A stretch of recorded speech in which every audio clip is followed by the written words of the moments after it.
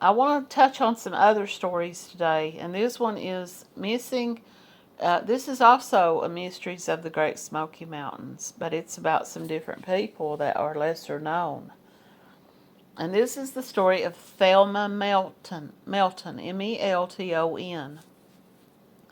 Another weird disappearance happened September the 25th, 1981. 58-year-old woman Thelma Pauline Melton, usually referred to as Polly by the people who knew her, was out hiking with a couple of her friends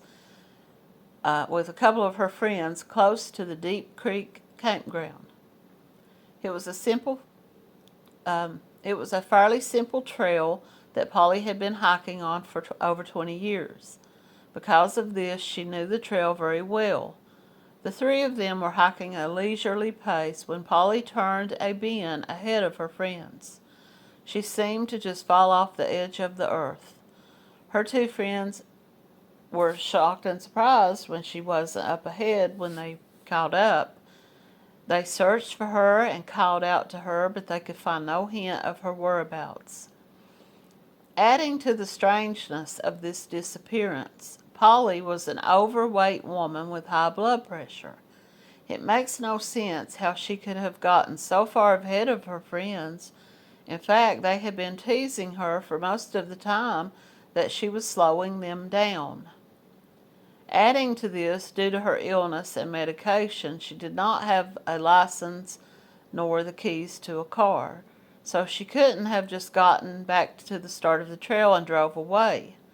Polly was said to be a well-adjusted and happy woman with many friends and no reason to want to mysteriously disappear into the mountains. A huge search party was organized for Polly, but no sign of her was ever found.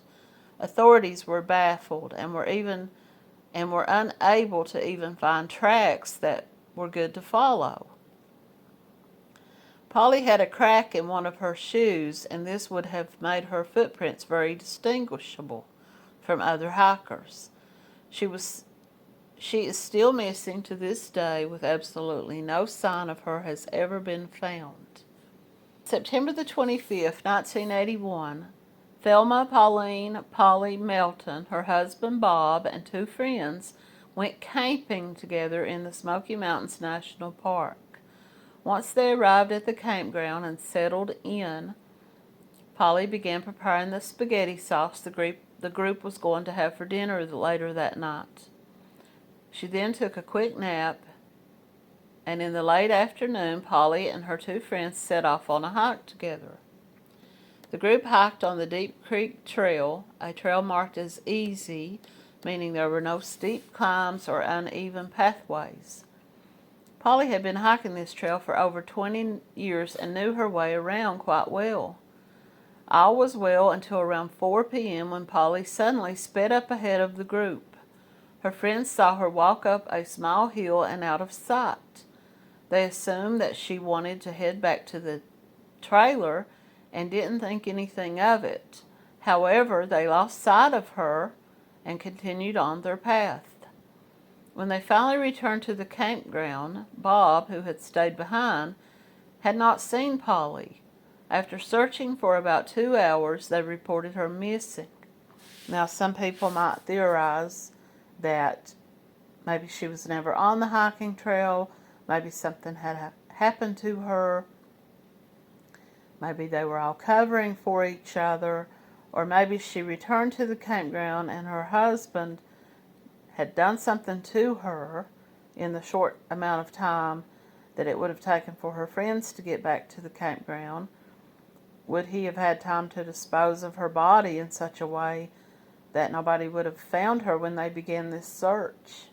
These are just some theories and some questions. Why would she speed on up ahead? In the other part of this story that I read previously, they said that the friends were teasing her that she was slowing them down. Could she have gotten upset and felt like I need to just let them go on their hike because it was reported that she had high blood pressure, that she was overweight? Maybe she just felt embarrassed that they had said, you're slowing us down. maybe they were only saying it in such a teasing way, but could it have upset her to the point that she went on ahead and went off the trail and just wandered around lost? But why was she never found? What was the weather like that day? That takes me back to the difference in these cases and the Dennis Martin case being so different, because it came such a downpour of rain that same night that they had to call off the search. They had helicopters ready to do our searches, but the rain was so bad that they couldn't use them. And by the time that they were able to get back on the ground to search, any footprints or anything like that would have been completely just washed away from this heavy, heavy rain. That was one of the reasons that was such a hardship for them during the search for that young boy. Over 150 people searched for Polly in the first week. A kidnapping was unlikely, as she was almost 6 foot tall, and friends say she would have put up a struggle. However, there were no signs of one. In fact, the only sign of Polly at all was the search dogs alerted to a fallen tree. The rangers speculated that she must have stopped there to rest at some point. Although her friends did not believe her to be suicidal, Polly had struggled with depression, and her pastor had stated she was in mourning over the loss of her mother earlier that year. She also had taken Valium, but it was believed that she had not been taking that medication at the time of her disappearance. However, Bob later reported that his prescription of Valium had gone missing the day she disappeared. It has never been confirmed that Pauline or Polly was the one responsible. And how do we even know that that was true? Strangely, in April of 1982, a check was made out to Pauline Melton and cashed in Birmingham, Alabama. Googling her name brings results of an obituary of a man who lived in Birmingham, who was survived by a sister named Thelma Pauline Melton. Due to this, it was speculated that Polly had left on her own and started a new life. It has been decades since her disappearance, and it's almost certain that her case will never be solved. Her disappearance has gone down as one of the strangest in Smoky Mountain National Park. Well, did she have a brother in Birmingham, Alabama? I'm sure that would be easy to find out. I'm sure her husband knew her family. Or was it a man who she claimed as a brother and was actually living with as a love interest, or whatever you may want to call it? How did the two of them meet? Was this a planned pickup? Did they meet in some way? Keep in mind, this was 1981, before the creation of the internet. Were they writing letters to each other? Was it someone from her past? Had they arranged this camping trip for her to be able to sneak away? And if that were the case, why didn't she just come forward? Was she aware that people were in the mountains looking for her for weeks? This story here is from Unsolved Appalachia. This is dated March 4th of 2022, so a little less than a year ago. It's probably just basically the same information. Just tells that she had gone camping with her husband and some friends. Once they arrived, Bob parked their Airstream trailer and he stayed inside. Due to Bob's health and age, being that he was around 20 or so years older than Polly, this would have put him close to 80 years of age.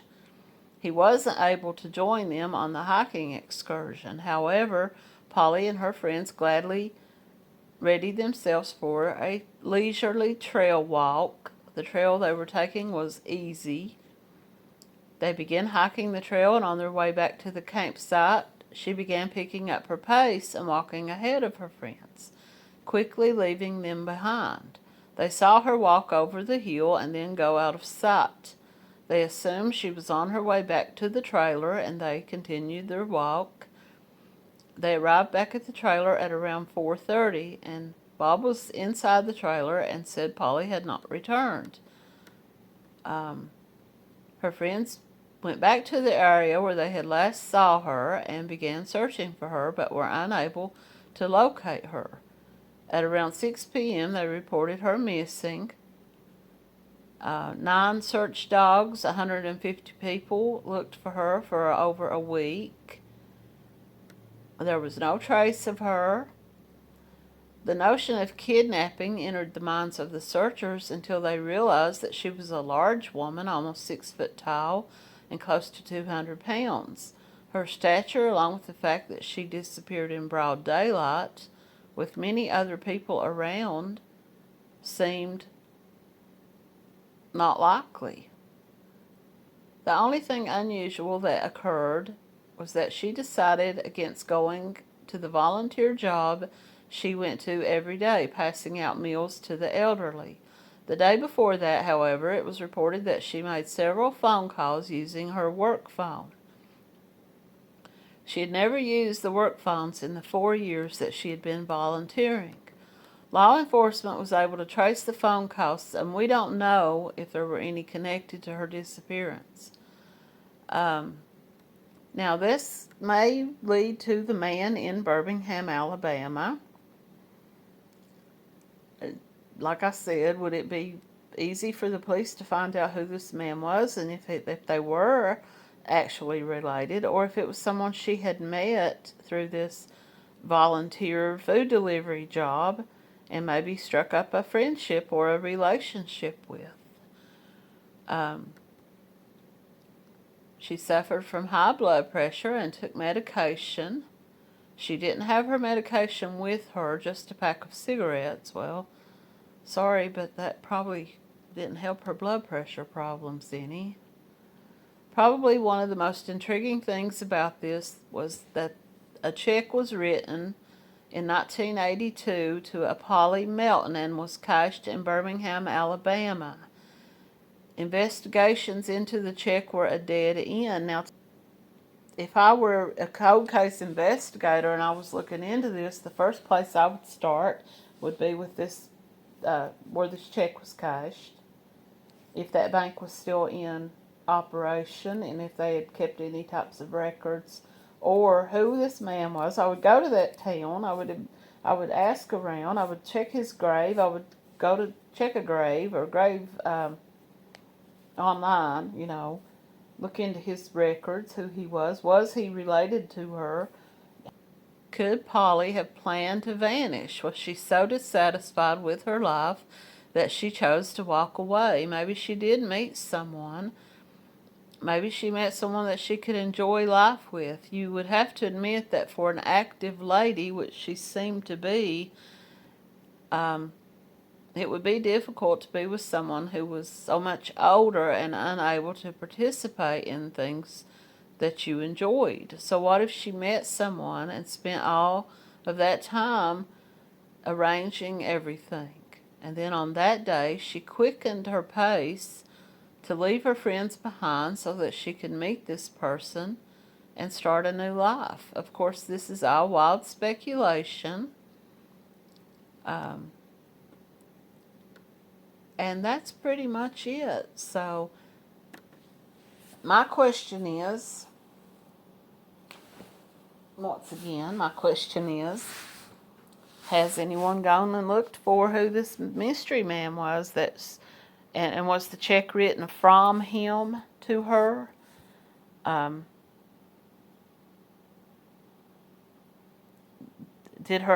long did her husband live after she went missing? Was any Social Security benefits or anything of that nature ever collected? So I went and looked up a little more information on this, and it says that they were living in the camper. And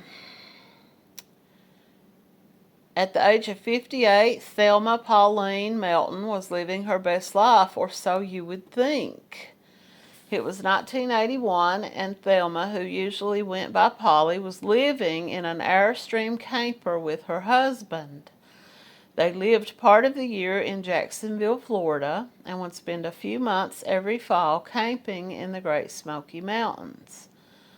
She loved the outdoors and hiking, and although she did have some health problems, she tried to stay able to hike.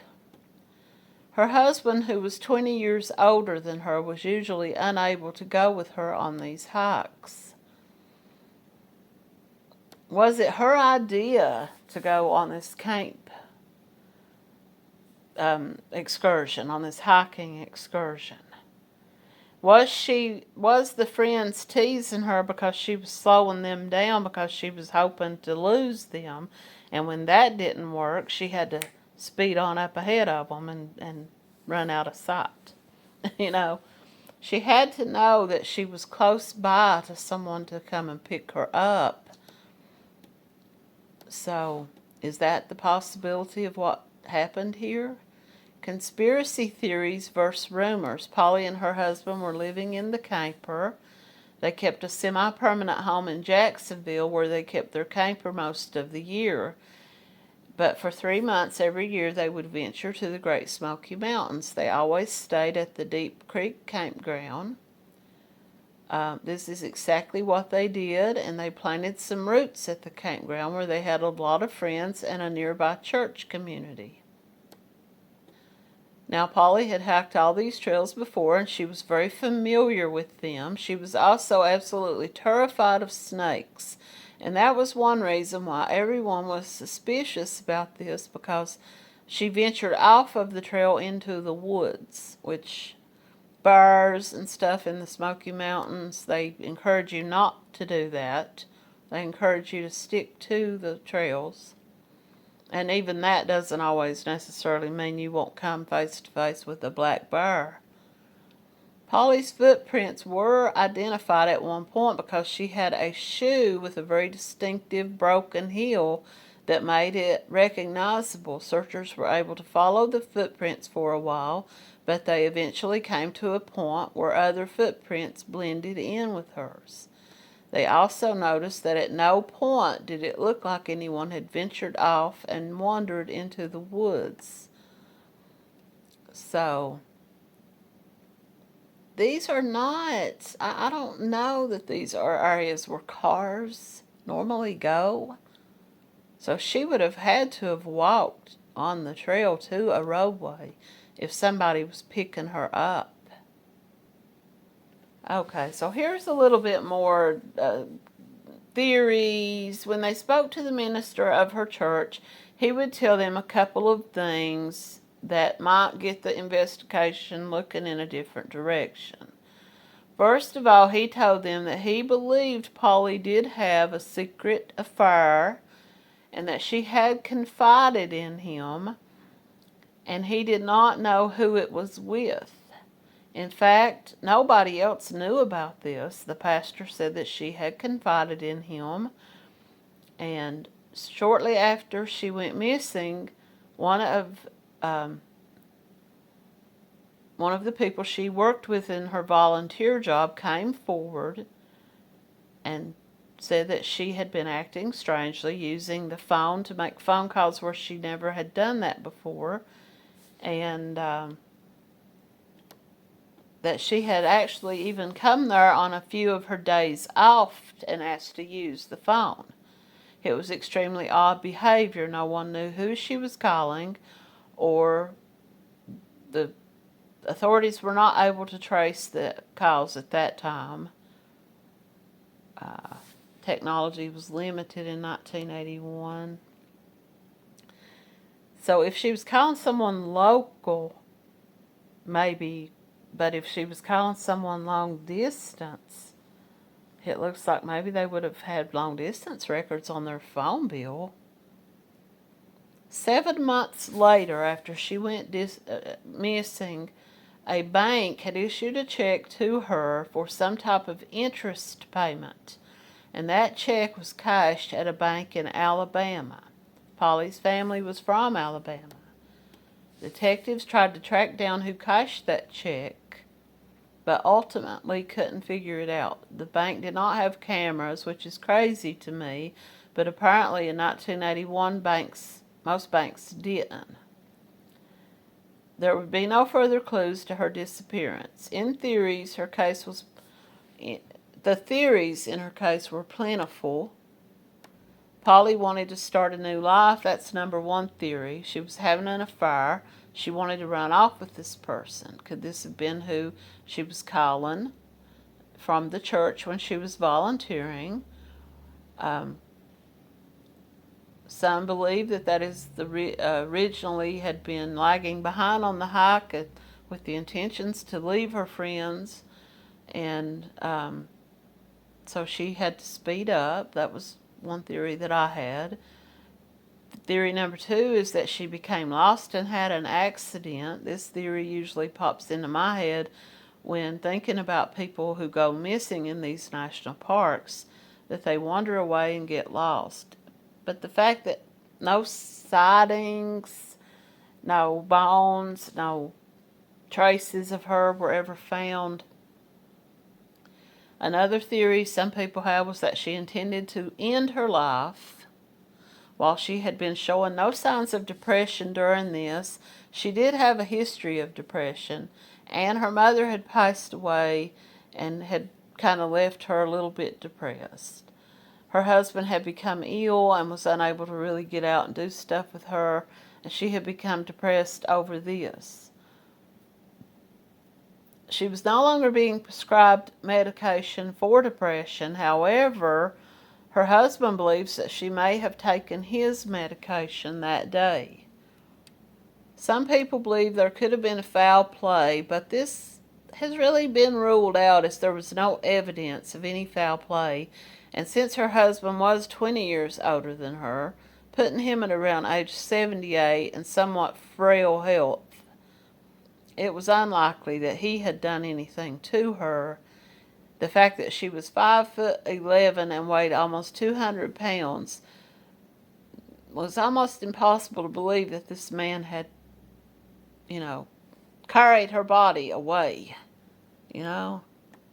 I guess there are some people who will surprise you, but so that's the strange disappearance of this woman. And if I were an investigator and I was the one looking into this story, I would start with Birmingham, Alabama, and I would find out who was she with, who wrote a check to her. Was it a fraudulent check written to a fake person, and a fake person cashed it? Was it ties to an actual brother, or was it a man that she was having an affair with, and had she gone and moved in with this man? Surely, if that were the case, people in that neighborhood would, like I said, this was 40 years ago, so, who knows if anybody would remember, but someone in that community might remember this family, So that's really all I have on that case, and I'm going to be doing a video on another case surrounding the Smoky Mountains. So I hope you enjoyed, and I hope you will come back and watch the next.